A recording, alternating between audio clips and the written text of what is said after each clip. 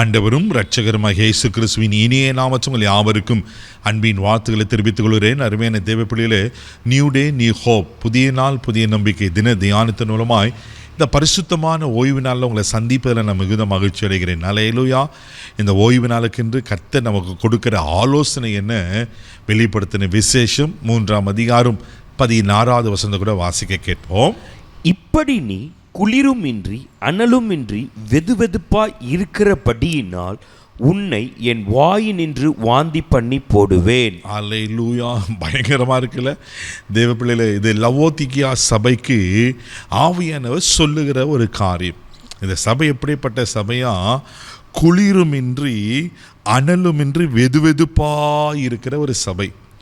சிலரெல்லாம் பார்த்தீங்கன்னா நல்லா ஒரு பீரியடில் பயங்கர ஸ்பிரிச்சுவலாக இருப்பாங்க, அனலாக இருப்பாங்க, அப்படியே ஃபயர், அப்படி ரொம்ப ஆவியில் நிறைந்து பரிசுத்தமாக காணப்படுறது போல இருக்கும். அது மாத்திரம் இன்னொரு பீரியடு பார்த்தீங்கன்னாக்கா, இன்னொரு காலங்கள் ஒன்றுமே இல்லாத பாதாளத்தில் தேவப்பிள்ளை அடி பாதாளத்தில் இருக்கும். சிலர் அப்படியே நாமினல் வாழ்க்கை, இப்படி இல்லாமல் அப்படி இல்லாமல் சொல்லுவாங்க பாருங்க. நம்ம லாங்குவேஜில் சொல்ல போனால் ஆற்றுல ஒரு கால் சேத்துல ஒரு கால். ரொம்ப ஃபயராகவும் இருக்க மாட்டாங்க, ரொம்ப குளிராகவும் இருப்பாங்க. நான் ஒரு பெயர் கிறிஸ்துவன், நானும் ஆண்டவர் பிள்ளை, நான் ஏதோ வாரத்துக்கு ஒரு மாதிரி சர்ச்சைக்கு போகிறேன், நான் உலகத்துலேயும் பாவம் செய்வேன், உலகத்தோடு கூட இருப்பேன், உலகத்தை என்ஜாய் பண்ணுவேன். தேவப்பிள்ளை இது ஒரு வேறு பிரிக்கப்பட்ட வாழ்க்கையே வாழ மாட்டாங்க. பரிசுத்தம் என்னது? செட் அப்பார்ட் அப்படின்னா ஒரு பிரித்தெடுக்கப்பட்ட ஒரு வாழ்க்கை. ஆண்டவர் பிள்ளைங்க பிரித்தெடுக்கப்பட்ட வாழ்க்கையை கண்டிப்பாக வாழ்ந்தே ஆகணும். ஏன்னா இயேசு சொல்கிறாரு, இந்த உலகத்தின் அதிபதி வரா, இந்த உலகத்தினுடைய காரியங்கள் ஒன்றும் என்னிடத்தில் இல்லை என்று. நான் இந்த உலகத்திற்குரியவர்கள் அல்ல, நீங்களும் நானும் உலகத்திற்குரியவர்கள் அல்ல. நாம் உலகத்தில் வாழ்ந்தாலும் we are not a worldly people. இது யாருக்கு சொல்லப்படுதுன்னா லவோதிக்கா சபைக்கு கர்த்தர் சொல்றார். அதே வெளிப்படுத்தின விசேஷம் 3ஆம் அதிகாரம் 15வது வசனம் கூட நான் வாசிக்க கேட்போம். உன் கிரியைகளை அறிந்திருக்கிறேன், நீ குளிரும் அல்ல அனலும் அல்ல, நீ குளிராவது அனலாயாவது இருந்தால் நலமாயிருக்கும். பாருங்களேன், இங்கே அந்த சபைக்கு பரிதாபமாக கேட்குற, உன் கிரியைகளை நான் அறிந்திருக்கிறேன். உன் கிரியைகள் எப்படி தரமா இருக்குது? ஒன்று அனலாயிரு, ஒன்று குளிராலு. நீ அனலும் இல்லை குளிரும் இல்லை, ரெண்டுத்துக்கும் இடையில் வெதுவெதுப்பாக இருக்கிற, உலகத்தோடு ஒத்து போகிற வாழ்க்கை. தெய்வ பிள்ளையில் அதை ஆண்டவர் அருவருக்கிறார். அல்லேலூயா. ஆண்டருக்கு அது பிடிக்காது. இன்றைக்கி நம்ம வாழ்க்கை எப்படி இருக்கு யோசித்து பாருங்க. இல்லை ஒன்று குளிராது இருக்கணும், இல்லை உலகத்தோடு ஒத்து போய் வாழ்ந்துடணும், இல்லை ஆண்டவருக்குள்ளே வைராக்கியமாக சாட்சியாக இருக்கணும். இன்றைக்கி நாம் ஒரு ரட்டிப்பான வாழ்க்கை வாழ்ந்து கொண்டு இருக்கிறோமா? இன்றைக்கி ஒரு மாதிரி போலியான வாழ்க்கை வாழ்ந்து கொண்டு இருக்கிறோமா? தேவ பிள்ளையில் இன்றைக்கி ஆண்டவர் நம்மளை சரி செய்ய விரும்புகிறார்.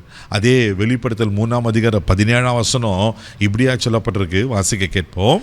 நீ நிர்பாகியம் உள்ளவனும் பரிதபிக்கப்படத்தக்கவனும் தரித்திரனும் குருடனும் நிர்வாணியுமாய் இருக்கிறதை அறியாமல் நான் ஐஸ்வர்யவான் என்றும் திரவிய சம்பந்தன் என்றும் எனக்கு ஒரு குறையும் இல்லை என்றும் சொல்லுகிறபடியால். பாருங்க, இது அனலுமின்றி குளிருமின்றி இருக்கிறவங்க எப்படி இருக்காங்களா? வெது வெதுப்பாக இருக்காங்க. எப்படி இருக்காங்கன்னா, நிர்பாக்கியம் உள்ளவனும் பரிதபிக்கப்படத்தக்கவனும் தரித்திரனும் குருடனும் நிர்வாணமாக இருக்கிறதை அறியாமல். எவ்வளோ பயங்கரமாக இருக்குது பாருங்களேன்.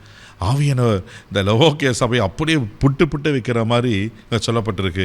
நீ இப்படியெல்லாம் இருக்கிற, ஆனால் நீ என்ன சொல்லனாக்கா, நான் ஐஸ்வர்யவான் என்றும் திரவிய சம்பந்தன் என்றும் எனக்கு ஒரு குறை இல்லை என்ற தேவப்பிள்ளையில் நம்மை நாம ஏமாற்றி கொள்கிற வாழ்க்கை. இன்றைக்கி ஆவியானவர் திட்டமாக நம்மளோட பேசுகிறாரு. ஒன்று அனலாயிரு, இல்லை குளிராக இருக்க விரும்புவதில்லை, அனலாக தான் இருக்கணும். அதனால தான் ரோமர் 12:11 சொன்னப்பட்டிருக்கு, தேவப்பிள்ளையில் ஆவியில் அனலாக இருங்கள்.